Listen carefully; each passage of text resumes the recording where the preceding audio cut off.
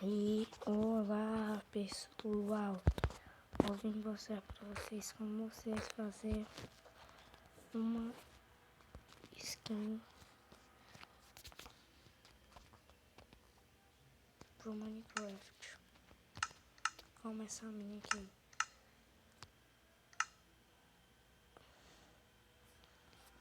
A minha skin a skin oficial aqui do canal, ó. Ó, isso daqui, ó. Para tirar aqui a armadura. Olha. Skin oficial, tá até na minha skin cartão aí.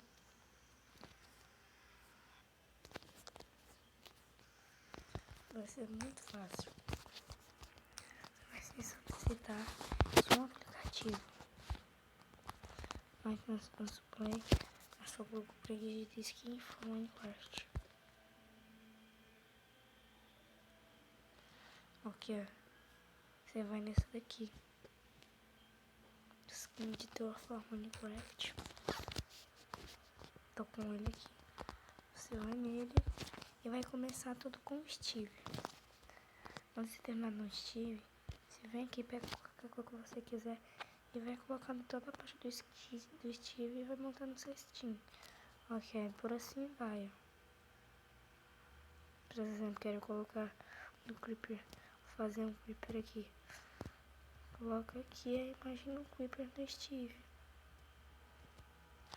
Por assim mesmo, mas eu não vou mudar nada porque esse aqui é o oficial do canal.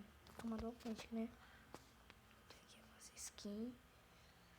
Eu espero que vocês tenham gostado do vídeo, galera. Fui.